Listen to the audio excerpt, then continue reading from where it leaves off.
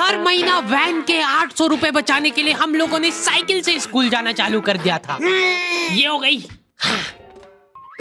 चार लौंडे थरथराती ठंड में साइकिल से स्कूल जाते हैं, ब्लेजर, टोपा, मफलर बांध बुंदा के। एक तो ये ब्लेजर बहुत अजीब था हमारे स्कूल का। 2 जेब थी हमारे ब्लेजर में और 2 ही अंदर की साइड थी। हमारे स्कूल वालों को लगा कि बाहर जेब का क्या ही यूज हो सकता है, इसलिए उन लोगों ने बाहर जेब ही नहीं दी।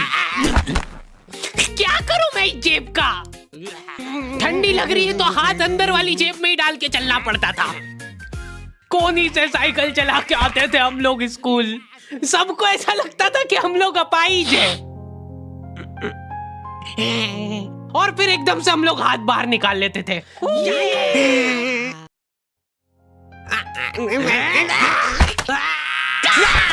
मजाक बना के रख दिया डिसेबिलिटी को। अपाहिज लोगों की रिस्पेक्ट कम हो गई थी हमारी वजह से, लेकिन लड़कियां खुश हो गई थी इस इनोवेशन से।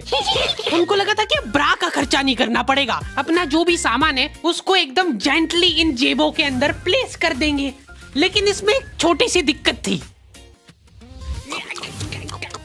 स्कूल वालों ने लड़कियों के ब्लेजर में एक ही जेब रखी थी। तुम लोग नहीं समझोगे कितना मुश्किल होता है एक ही जेब में इतना सारा सामान घुसाना। हर रोज लेट होते थे हम लोग स्कूल, क्योंकि मेरी साइकिल की चेन ढीली थी। थोड़ी सी भी स्पीड बढ़ाते थे तो वो चेन उतर जाती थी।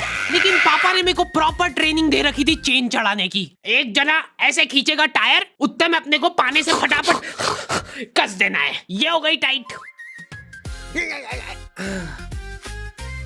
बैग में पाना पेचकस रख के लाना पड़ता था मेरे को स्कूल, कि कभी भी रास्ते में चेन उतर सकती है। इमेजिन करो एक बार कि तुम चुपचाप वैन में बैठ के जा रहे हो, बीच सड़क में 4 लौंडे साइकिल पलटा के ये फटाफट क्लास में बैठे हुए मेरे को डर बना रहता था कि कोई गलती से मेरा बैग चेक नहीं कर ले। तो आज हम लोग पढ़ेंगे टेंस। सबसे घटिया, वाहियात, नीच टॉपिक लगता था मेरे को टेंस। पास्ट, प्रेजेंट और फ्यूचर तक बात ठीक थी। प्रेजेंट कंटीन्यूअस टेंस क्या होता है? सिंपल पास्ट, पास्ट कंटीन्यूअस, मतलब वो बीत चुका है पर चल भी रहा है। क्या है ये? कितना भी समझ लो इस टॉपिक को, एग्जाम में जाके तुमको अंदाजे से ही सेंटेंस चूज करना पड़ेंगे कि ये सुनने में अच्छा लग रहा है तो यही होगा सही। एग्जाम में इन्विजिलेटर हमको क्वेश्चन पेपर पे कुछ नहीं लिखने देता था। इनको ऐसा लगता था कि हम लोग क्वेश्चन पेपर पे आंसर लिख लिख के चीटिंग करेंगे। लेकिन हमारी क्लास के बच्चे एडवांस हो गए थे। ये पूरी की पूरी आंसर शीट एक्सचेंज कर लेते थे कि तू लिख के दे, को आता है तो। बोर्ड एग्जाम थी यार हमारी, और हमारे स्कूल वाले बोर्ड एग्जाम को बहुत सीरियसली लेते थे। अलकायदा टाइप ट्रेनिंग मिली थी हम लोगों को। एग्जाम देते हुए कहीं से भी बॉम्ब गिर सकता है, लेकिन तुम्हारे हाथ नहीं रुकना चाहिए। चाहे तुमको क्वेश्चन आता हो या ना, कुछ न कुछ लिख के ही आना है। हमारा एक ही मकसद होना चाहिए, आंसर शीट भरना। नहीं आए तो भी कुछ भी लिख के आ जाओ। मेरे को ये नहीं समझ आता कि मैं कुछ भी कैसे लिख के आ जाऊं। मेरे को आता ही नहीं है, क्या लिखूं मैं? एक तो हमको इतना डरा धमका के भेजा गया था ना सेंटर पे, मैं नर्वसनेस में जाके अपना नाम भूल गया। वहां पे इन्विजिलेटर ने नाम पूछा, मैं सोच रहा हूँ क्या हो सकता है। बेटा नाम तुम्हारा। 2 मिनट। हाँ हेलो मम्मी, मेरा नाम क्या है? बोर्ड एग्जाम के नाम पे इतना डरा दिया था ना स्कूल वालों ने हमको, अच्छों का मुंह निकल जाता है टट्टी के साथ मिक्स होके। तुम लोगों का एक सेंटर आएगा जिसके चारों तरफ सैनिक तैनात रहेंगे। बिना एडमिट कार्ड के वहाँ पे आसपास भी भटकते हो मत दिख जाना, जिंदा जला देंगे वो लोग। और अगर चीटिंग करते हुए पकड़ा गए तो ना तो तुम हमको जानते हो ना हम तुमको जानते हैं। हम लोग एग्जाम वाले दिन सेंटर पहुंचे तो बच्चों से ज्यादा सिक्योरिटी थी वहाँ पे। आज तक इतनी सिक्योरिटी मैंने एयरपोर्ट पे भी नहीं देखी थी। आर्मी वगैरह खड़ी थी वहाँ पे टैंक लेके। वो सिक्योरिटी वाले एक एक रबड़ का रैपर निकाल के देख रहे थे कि उसके पीछे तो नहीं लिख के लाया कुछ।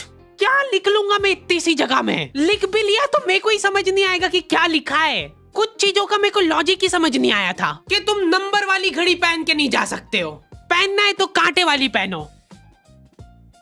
उनको शायद शक हो गया था कि ये सारे लोग एक साथ कोऑर्डिनेशन करके बम नहीं फोड़ दे। उधर एक बच्चे की घड़ी का अलार्म बज गया और वो बजता भी बॉम्ब के टाइमर जैसा है। अलकायदा जिंदाबाद।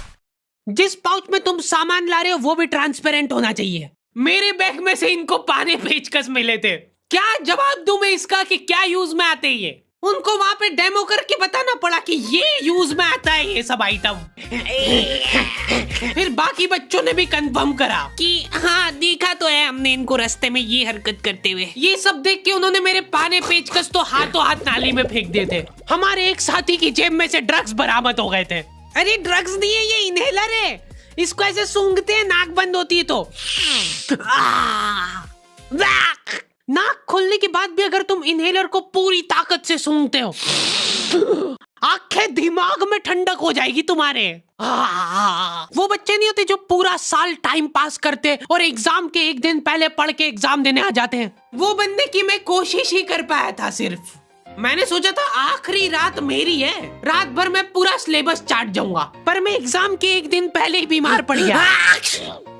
सर्दी हो गई मेरे को, तो मैंने सोचा ठीक है अभी थोड़ा रेस्ट करते, सुबह उठ के पढ़ाई करेंगे। नाक बंद हो गई भाई, नींद ही नहीं आ रही है। फिर पापा आके मेरे को ट्रिक बताते हैं कि अगर राइट वाली नाक बंद हो रही है ना तो लेफ्ट साइड करवट करके सो जा, फिर गहरी सांस ले, तो ये जो है ना राइट वाली खुल जाएगी और लेफ्ट वाली बंद हो जाएगी। फिर लेफ्ट वाली अगर खोलना है तो राइट साइड करवट करके सो जा। पूरी रात करवटें बदलता रह गया मैं। सुबह रास्ते में जाते जाते पढ़ रहा हूँ मैं, क्योंकि बाकी बच्चे भी यही कर रहे थे।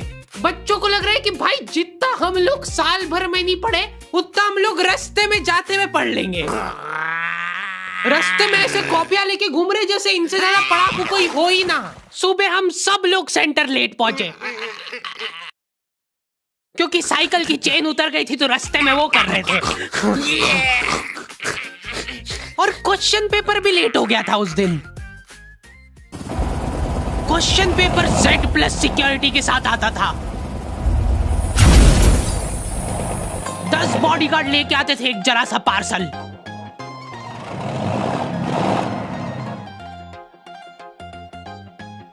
और फिर देने के बाद बोलते थे ये असली पार्सल नहीं है। असली नहीं है तो जोर से भी बोल सकते हो, ये असली पार्सल नहीं है। ये लोग पता नहीं किसी को तो गुमराह करने की कोशिश कर रहे थे। इनको डाउट था कि इतनी सिक्योरिटी के बाद भी कोई पेपर चोरी कर लेगा, तो ये लोग इतनी सिक्योरिटी में नकली पेपर लेके आए। असली पेपर तो एक और बॉडीगार्ड नाले में तैरता हुआ लेके आ रहा है। ये पानी पेचकस किसने डाले नाली में? ये लो। मजाक कर रहे थे हम तो, यही है असली क्वेश्चन पेपर। जाओ बांट दो फटाफट।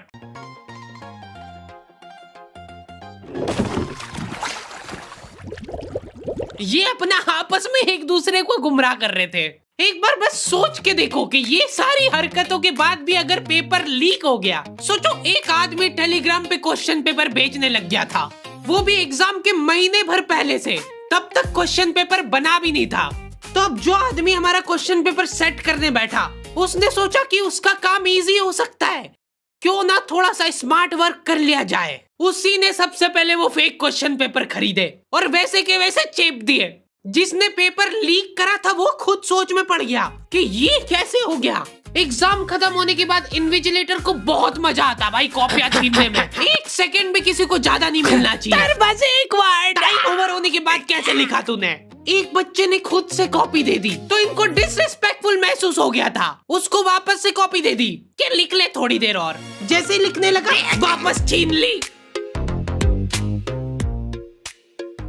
ओके, तो दी एंड हो चुका है। पिछली बार मैंने तुम लोगों को 2.5 लाख लाइक का एम दिया था, जो कि तुम लोगों ने बहुत आसानी से कर दिए थे। तो इस बार एम रखते हैं 3.5 लाख लाइक्स का। जैसे तुम लोग 3.5 लाख लाइक का एम कंप्लीट करोगे, अगला एपिसोड में सीधा अपलोड कर दूंगा। मिलते हैं नेक्स्ट वीडियो में।